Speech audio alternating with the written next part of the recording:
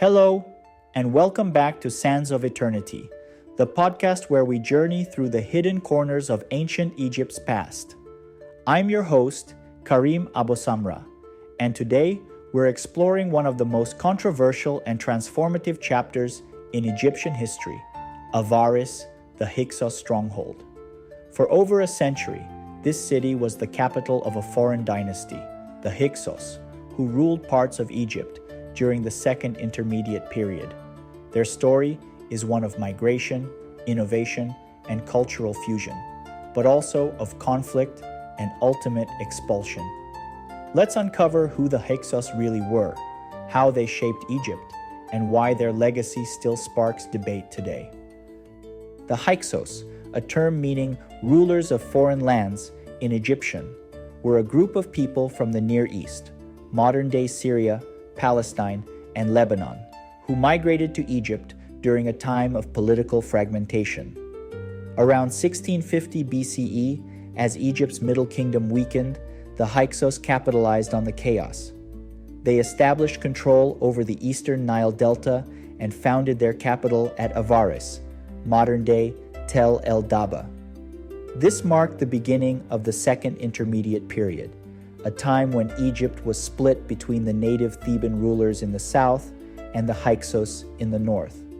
But here's the twist. The Hyksos weren't just conquerors. They brought revolutionary military technology, trade connections, and cultural practices that would forever change Egypt.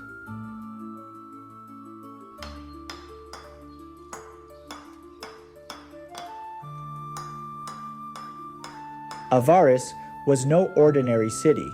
Strategically positioned near trade routes linking Egypt to the Near East, it became a thriving economic and political center.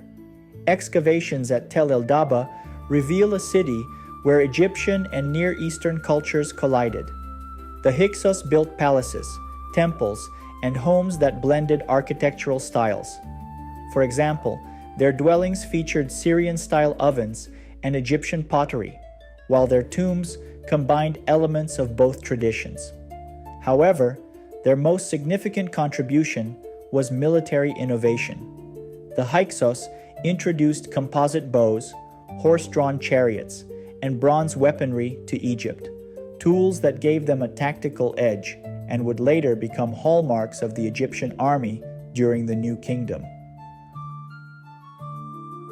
Life in Avaris was cosmopolitan.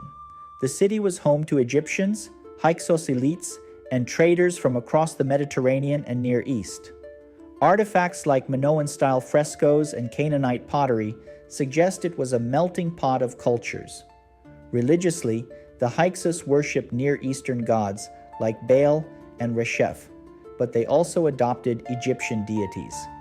Temples dedicated to Seth, the Egyptian god of chaos and storms, have been found here, a strategic choice to align their rule with a powerful, untamed deity. But Avaris wasn't just a seat of power, it was a place of everyday life.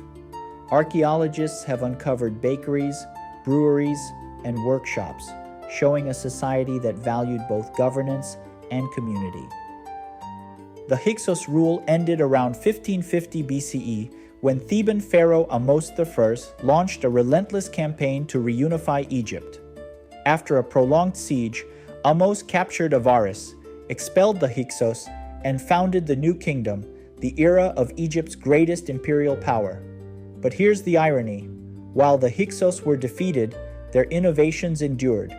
The chariots and bronze weapons they introduced became critical to Egypt's military dominance. Even their administrative practices influenced the New Kingdom's governance. This is a story of conquest, yes, but also of cultural exchange. The Hyksos legacy reminds us that even in conflict, ideas and technologies can transcend borders. So why does Avaris matter today? It challenges the notion of foreign influence as inherently destructive. The Hyksos story shows how migration and cultural blending can drive progress, even in the face of resistance. Before we wrap up, here is a resource if you'd like to dive deeper. The Hyksos, A New Investigation by John Van Seters, a scholarly analysis of the Hyksos origins and impact. Next week, we'll journey to Deir el Medina, the ancient village of the craftsmen who built the tombs in the Valley of the Kings. This is one of the most well-preserved sites in Egypt, offering an intimate look at the lives of ordinary workers, their families, and their struggles.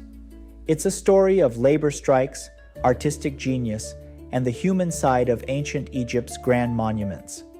Until then, keep listening, keep learning, and remember, the sands of eternity hold endless stories waiting to be told. This is Karim Abu Samra, signing off. See you soon.